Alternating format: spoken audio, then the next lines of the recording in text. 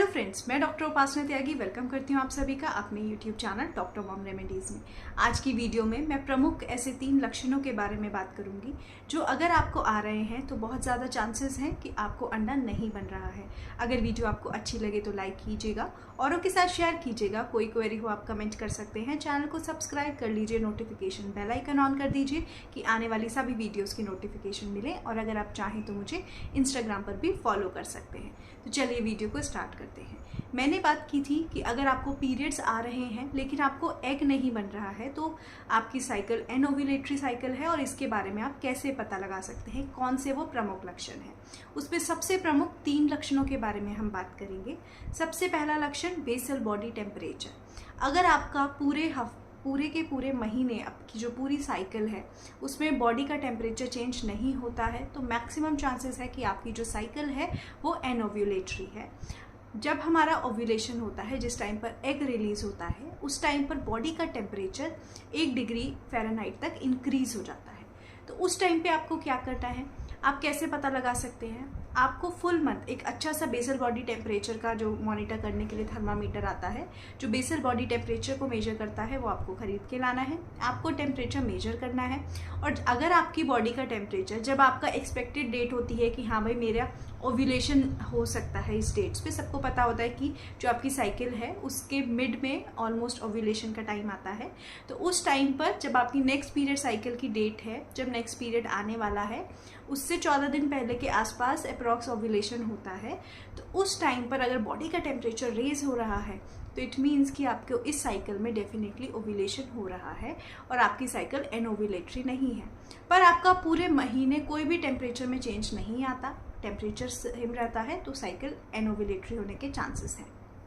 तो आपको सिंपल सा अपना टेम्परेचर मेजर करना है। अगर वो बढ़ता है ओव्यूलेशन के आसपास तो आपको समझ जाना चाहिए कि इस साइकिल में एग रिलीज हो रहा है। नेक्स्ट आपको कैसे आप पता लगा सकते हैं? Cervical mucus. जो सर्वाइकल म्यूकस है उसके साथ जानना एक बहुत इंपॉर्टेंट है कि जो सर्वाइकल म्यूकस है वो हेल्प करता है स्पर्म को एग तक पहुंचने के लिए। इसलिए ओव्यूलेशन के टाइम वो स्लिपरी हो जाता है, उसकी कंसिस्टेंसी ऐसी हो जाती है कि वो इजी मीडियम प्रोवाइड कर सके जिससे ट्रैवल होकर स्पर्म एग तक पहुंच सके। तो अगर आपका cervical mucus throughout the month same consistency का रहता है, उसकी कंसिस्टेंसी बिल्कुल भी चेंज नहीं होती है, वो बिल्कुल सेम रहता है, उसका अमाउंट चेंज नहीं होता, वो बिल्कुल सेम ही जितना बन रहा था वैसे ही बनता है पूरे महीने, तो इसके बहुत ज़्यादा चांसेस है कि जो आपकी साइकिल है वो एनओव्यूलेटरी है। आपको ओव्यूलेशन नहीं हो रहा है, आपको एग रिलीज नहीं हो रहा है, सिर्फ आपको सिंपल से पीरियड्स आ रहे हैं।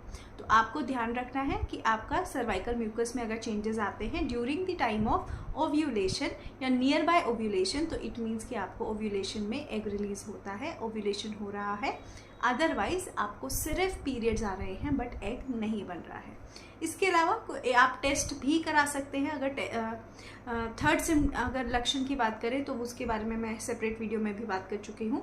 वो है आपकी पीरियड की साइकिल, जो 21 दिन से 21 डेज से 35 डेज तक होनी चाहिए। अगर आपकी साइकिल 21 डेज से छोटी है या 35 डेज से बड़ी है तो भी आप मैक्सिमम चांसेस है कि आपको एनओव्यूलेशन होता है। आपकी जो साइकिल है उसमें ओव्यूलेशन होता ही नहीं, एग रिलीज नहीं होता, सिर्फ पीरियड्स आते हैं।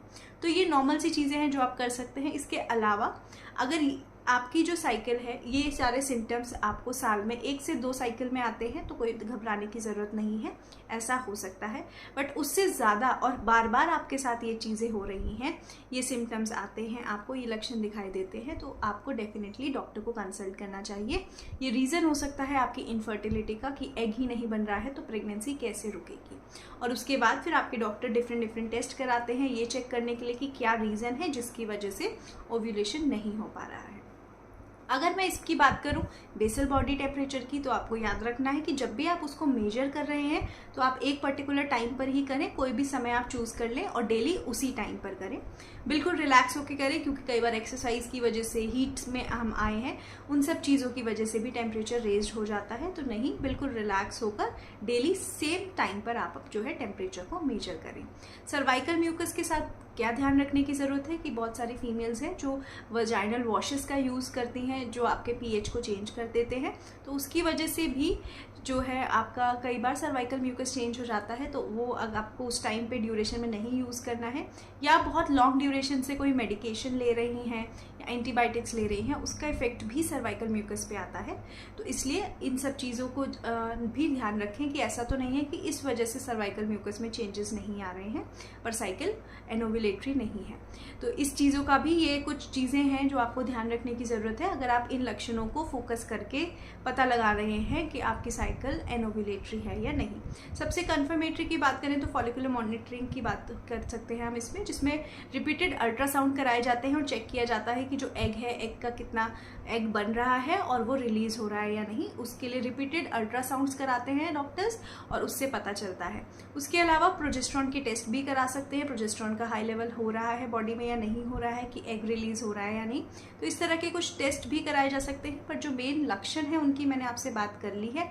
Changes in cervical mucus, temperature में चेंज आना, रेज होना बेसल बॉडी टेम्परेचर, और दूसरा आपकी साइकिल की जो पीरियड लेंथ है उसके ऊपर। इन तीनों ही चीज़ों का ध्यान रखकर आप पता लगा सकते हैं कि ऐसा तो नहीं है कि आपको सिर्फ पीरियड्स आ रहे हैं लेकिन एग नहीं बन रहे हैं। और अगर ऐसा आपके साथ हो रहा है तो कोई भी घबराने की ज़रूरत नहीं है, आपको डॉक्टर को कंसल्ट करना चाहिए।